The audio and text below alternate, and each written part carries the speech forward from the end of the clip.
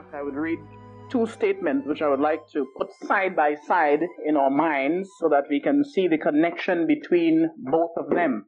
The first one that I would read is taken from Spirit of Prophecy Selections, Volume Book 1, page 290, and it says, "The sanctuary is like a hub of the wheel into which fits every spoke, which connects it to the rim to make locomotion possible.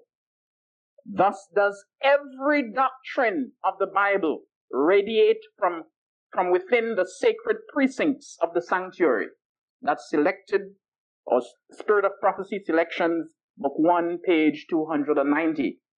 Now I would read another one here, which goes like this, and it is taken from My Life Today, page 26. And this is regarding the incarnation or the nature of Christ. And I will read another one also from volume 5 of Bible Commentary on page 1126. But I would read the one on My Life Today first. It says, concerning the incarnation or the mystery of God, it says, "A knowledge of this mystery furnishes a key to every other. It opens to the soul the treasures of the universe, the possibilities of infinite development." Now I want you to notice that. A knowledge of this mystery, the mystery of the incarnation, the mystery of Christ, furnishes the key to every other. And Bible Commentary, page 1126 says, this truth, the incarnation or the nature of Christ, this truth, infinitely mysterious in itself, explains other mysterious and otherwise unexplainable truths. Now let us put these statements together. The first one that I read from Spirit of Prophecy Selections says, "The sanctuary is like a hub of the wheel into which it fits every spoke, which connects it to the rim to make locomotion possible. Thus does every doctrine of the Bible radiate from within the sacred precincts of the sanctuary." Every doctrine. So now every doctrine radiates or should be understood in light of the sanctuary truth. On the other hand, read that every other mystery or every other doctrine must be understood in light of the incarnation. Now this tells me that the incarnation and the sanctuary are one and the same thing. In other words, the sanctuary doctrine is simply another way to understand the incarnation. The incarnation is taught through the sanctuary. The sanctuary is like an object lesson of what the incarnation is. So now this is why we find that the cleansing of the sanctuary is such an important thing. Now, what is the sanctuary? First of all, we'll find in Exodus chapter 25, when the children of Israel were coming out of Egypt after they spent 215 years in slavery. And I say 215 years because that was the actual number of years that they spent in Egypt. The other 215 years, which make up the 430 years that were prophesied regarding their bondage, the 215 years before that was from the time when Abraham was called,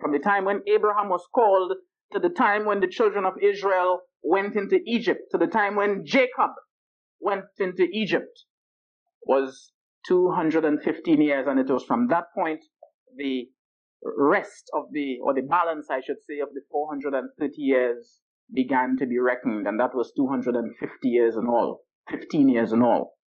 But in Exodus chapter 25, we find that after they were liberated from Egyptian bondage, God gave Moses, while he was in the wilderness, special instructions, and he told him in chapter 8, "And let them make me a sanctuary, that I may dwell among them." Now this sanctuary that God told Moses that he should make, or the children of Israel should make, so that he can dwell among them. Notice that carefully. The reason for the sanctuary was that God should dwell among them. And the sanctuary being an object lesson of what Christ is.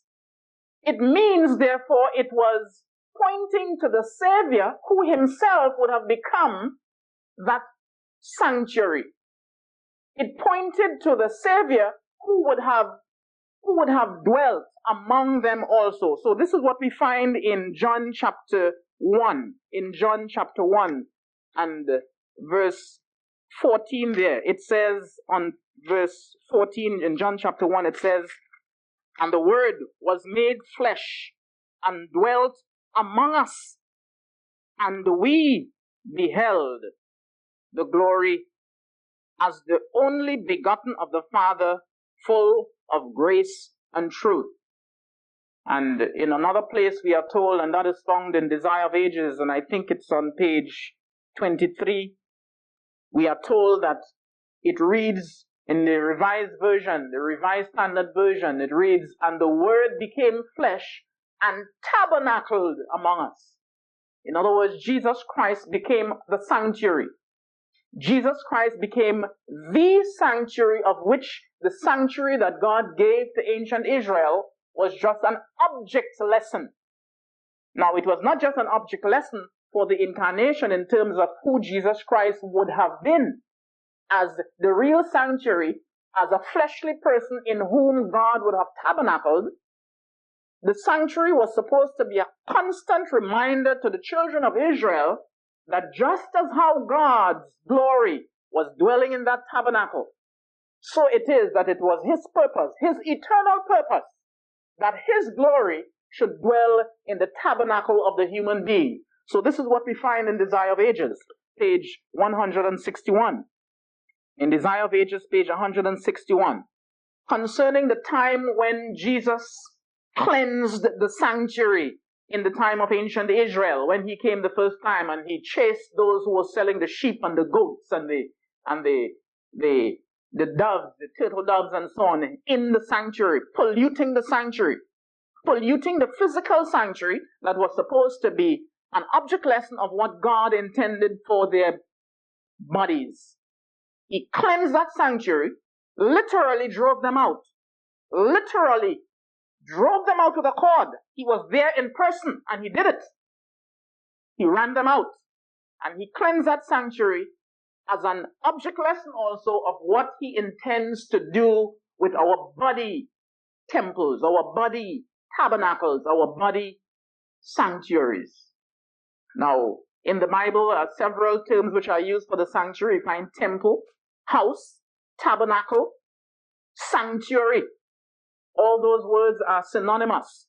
So we find here in Desire of Ages, page 161, we are told in the cleansing of the sanctuary, Jesus was announcing his mission as the Messiah and entering upon his work.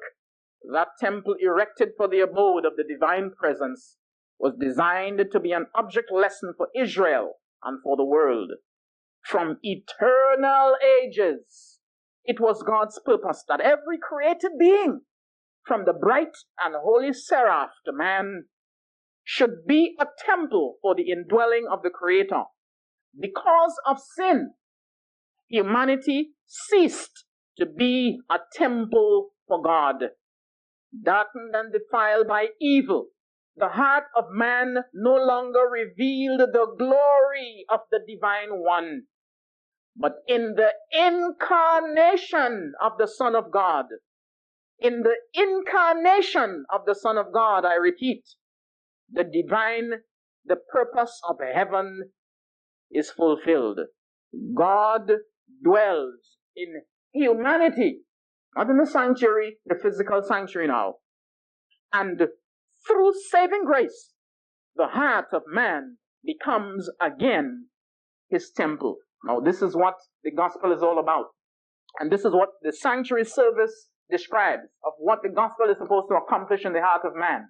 To make man a living temple, a living sanctuary, just as sure it was that the physical sanctuary was a dwelling place for the glory of God.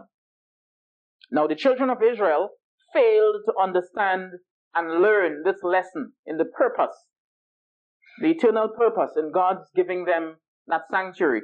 So we find in Jeremiah chapter 7,